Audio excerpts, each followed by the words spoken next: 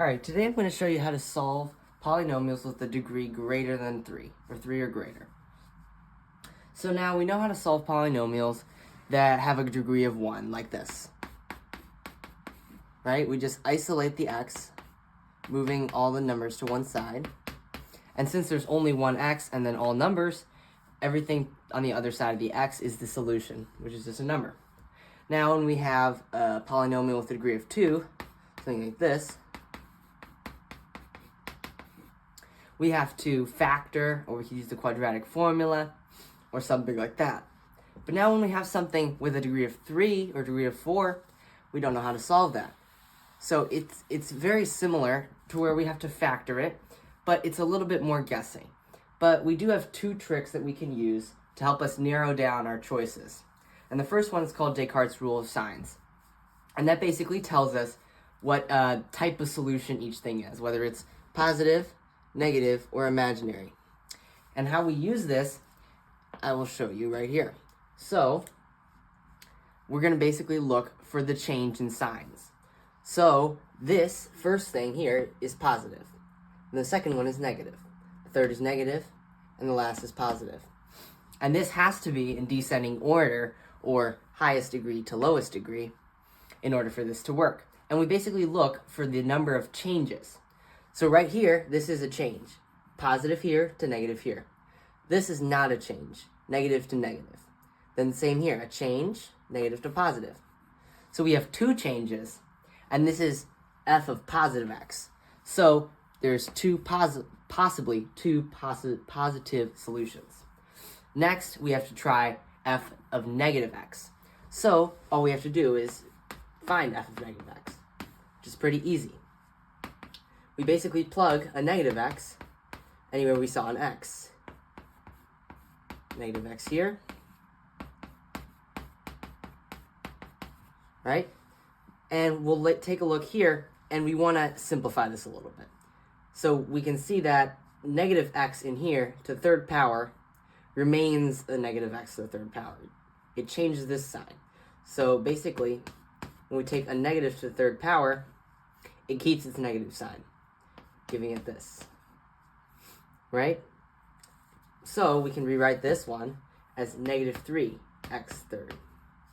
But this one, on the other hand, when you have an even degreed polynomial, that negative cancels with itself, giving us negative 4x squared, which is not changing from f of x to f of negative x. Now this one, it's an odd degree, a first degree, so it does change. Change from negative 17 to a positive 17.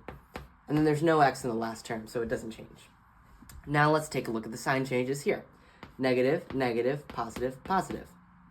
There's only one sign change, right? Negative, negative, positive, positive, the negative to the positive, there. So one negative solution. Now we do know that all of the solutions in this polynomial will add up to 3. There's 3 solutions in a third degree polynomial. Same as there's 2 solutions in a second degree and 1 solution in a first degree. The number of solutions is equal to the degree of the polynomial. Now, if we only had one sign change here, that would indicate an imaginary solution. And there still could be an imaginary solution here. We have to account for 2 imaginary solutions.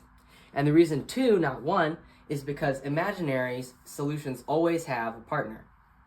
It could always be it's always plus or minus. If you had 2i as a solution, there's also a negative 2i, right? So we have 2 negative solutions, or 2 imaginary solutions, and we have to take those solutions from a positive or a negative, in order to make sure that the number of solutions still adds up to 3. And we can't take from the negative because it would be negative 1 solutions. So that's going to stay as 1. Meaning we have to take from the positive here, leaving us with only 0 solutions. And this first case has 0 imaginary solutions. And we have to take both from the same column per the rule. So these are the 2 possibilities of our solutions. Our solutions could either be 2 positive, 1 negative, no imaginary, or 0 positive, 1 negative, 2 imaginary. So now I will show you the second trick that we can use. And this one is called the Factor Theorem. It basically just says a zero of the polynomial here, right, where this polynomial crosses the x-axis, you can divide that out, leaving us with a polynomial of 1 degree less, or yes, 1 degree less. So what we're going to do, in order to solve this polynomial and find its zeros, we have to set it equal to 0, right? Because the zero product property, when you have a group of things that multiply to 0, at least one of them has to be 0. All right. So, and we're going to use what we call P over Q, where P is the factors of this guy back here, the constant, and Q are factors of the leading coefficient. So P, factors of 6, plus or minus 1, plus or minus 2, plus or minus 3, minus 3, and plus or minus 6. And then remember, that's over, so dividing by Q, which is factors of Q, plus or minus 1 and plus or minus 3. So any of these could be a solution. It could be 1 over 3. It could be 2 over 1. It could be 2 over 3, 6 over 3. It could be any of those, and it could be plus or minus. So we have to start guessing. So this is our solution set. I'll write it over here. All right, and then I will erase this. Right. So we have to start guessing. And how we guess and make sure that it's correct is we actually divide the polynomial. So let's say we wanted to test -1. All right, -1 as a solution. And so the factor that would give -1 as a solution, or a 0, would be x plus 1. Because we plug -1 in for x, -1 plus 1 equals 0. So let's say we wanted to factor this out. We could use polynomial long division, which is a little bit longer, or we could use the faster alternative of synthetic division. And how we do that is we're basically going to we're going to copy all of just the coefficients. We don't need the variables, but we must copy them in descending order. And if we had a 0, like say this was a 0x squared, we just skip from x to the third to x to the first, we had to put a 0. We have to put a 0 there. We're going to draw a little bar there, and then we're going to put our supposed 0, -1. All right, now we're going to start this simple process. So what we're going to do first is we just bring this 3 down to the front. Then we're always going to multiply this guy by the term there. -1 times 3, -3. Then we're going to add. -4 plus -3 is -7. Multiply again. -1 times -7 is 7. Add again. -17 plus 7, -10. Multiply again. -1 times -10 is 10. We're going to add again. 16. So now we've tried to divide it out, but we haven't because we have a remainder here.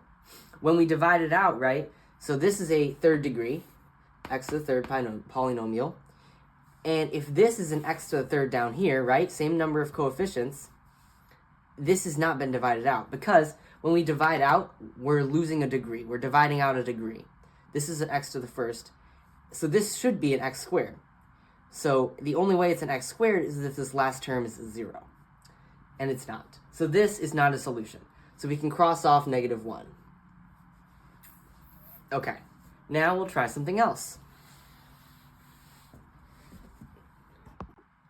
Let's try +3. So the factor would be x minus 3.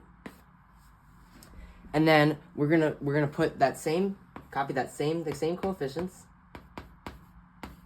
Draw the same thing. This time we're gonna have a 3 there. And we're gonna bring this down. 3. Again, same process. 3 times 3 is 9. -4 plus 9 is 5. 3 times 5 is 15. -17 plus 15 is -2. And then this time, 3 times -2, -6, these add up to 0. So, leaving us, if we copy these down, we add the correct coefficients. This would be x to the 0, x to the first, x squared. We can write this out, our divided polynomial, right? And then, since we divided it out, this we can put as a factor, x minus 3. So this is actually equivalent to that. So we factored out 1, 0. Now we need to find the other zeros here. And this is easy. This is just a quadratic equation that we can factor. So 3x, x, 2, negative 1. All right. So now our factors are 3x minus 1, x plus 2. All right. So now we've found 3 factors. X plus 2, 3x minus 1, and x minus 3. And if we find the solutions of those, we just have to set each one of them to 0. Because right now what we have is this.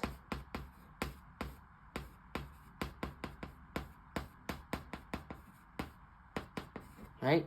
So we have 3 things multiplied together equaling 0, which means that one of these 3 has to be 0. So let's set each of these to 0. X minus 3 equals 0. X equals 3. 3x minus 1 equals 0.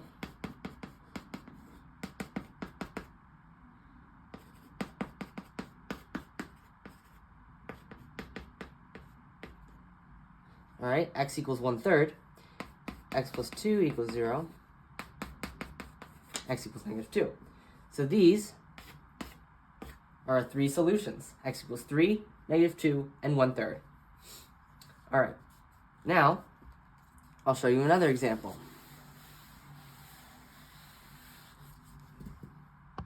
All right, here for our next example, we have g of x equals 5x to the 4th plus 12x to the 3rd plus x squared plus 24x minus 18. All right, let's apply our Descartes Rule of Signs, starting with the positive solutions. So we have a positive, positive, positive, positive, and negative, which is only one sign change. So if we draw a little table, we could start with 1 in the positive. Now, for g of negative x, remember, even powers, it doesn't change. So that 5x to the 4th stays. 12x to the 3rd, odd powers change, minus 12x to the 3rd. Plus x squared doesn't change, even power, minus 24x. Odd power does change, minus 18. All right, sign changes here. We got positive, negative, positive, negative, negative. So we've got 1, 2, 3 sign changes. So 3. And since we have a 4th degree polynomial, we can have no imaginary solutions in this case. So now let's say we did have 2. We're going to take our 2 from the negative, leaving us with 1 and 1 there. We take that from the negative because we don't have enough positive solutions to take from. All right, let's reset, and we're going to set it equal to 0 in order to apply the factor theorem. All right, so let's find our p over q. So factors of p would be plus or minus 1, plus or minus 2, plus or minus 3, plus or minus 6, plus or minus 9, plus or minus 18. Over only 2 factors for 5, plus or minus 1, plus or minus 5. All right, so that's our solution set. And I will just show you the correct solutions. So we're going to start with 3/5. Okay. Then we're going to copy down the polynomials. 5, 12, 1 here, 24, negative 18. Then let's apply the process once again. All right, and the first thing I want to do is I want to find, once I have one positive solution, I can stop guessing positives because I know there's only one. And then same thing with the negative. If I guess the negative first, I can only find one negative and then I can be done. And you can't really guess imaginary solutions, you need to solve for them. Because there are a lot of imaginary solutions and they don't really follow this P over Q type of thing. So I bring down the 5. 3/5 times 5 is 3. 12 plus 3 is 15. 3/5 times 15 is 6. Oop, 9. 1 plus 9 is 10. 3/5 times 10 is 30 over 5, which is 6. 24 plus 6 is 30. 30 times 3 over 5 is 18. And that leaves us with 0. 18 plus negative 18 is 0. So now we've got 3/5. X is equal to 3/5. Right? So now in order to turn that into a factor, we have to multiply by 5. 5x equals 3. And in order to make this 0, we have to subtract 5x minus 3. So that is the factor. So now we have 5x minus 3 times, and this is 4 terms, so third degree, 5x to the third plus 15x squared plus 10x plus 30. All right, now we have to solve this. And we can use the same p over q's. So let's try -3.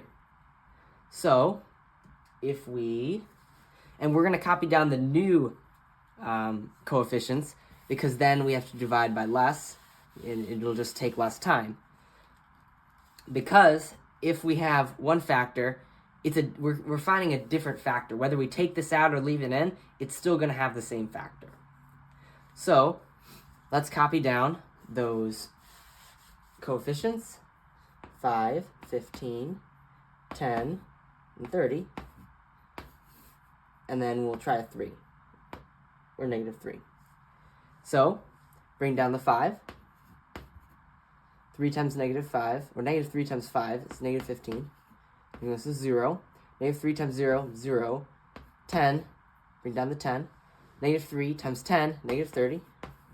Leaving us with 0 once again. And this gives us 5x squared plus 10 equals 0. All right, so that's our last factor. That's the polynomial that we're left with. The other two factors are x plus 3, right? Because when we have -3 is a 0, x plus 3 is the factor, and 5x minus 3. This all equals 0. So now we have to figure out what are the solutions for this one here. And let's try that. 5x squared plus 10 equals 0. Minus 10, 5x squared equals -10. We can divide by 5. X squared equals -2. Now we have a predicament here. We have an imaginary solution. You can't take the square root of a negative because I equals square root of -1. So we're going to have an imaginary solution. All right, so that means this case ended up happening. We've got one positive, one negative, and then we have two imaginary here. So and the reason that we have two imaginary is because we're taking a square root. So it can be plus or minus. So let these cancel. We get x is equal to plus or minus square root of -2. So we can use our square root properties and separate these. Positive 2 times -1. So that -1 turns into an I. So we're left with plus or minus I root 2. And then so our solutions for this one were 3/5. So x is equal to 3/5. X is equal to -3. And x is equal to plus or minus I times root 2. All right? And those are the solutions for this polynomial. Thank you for watching.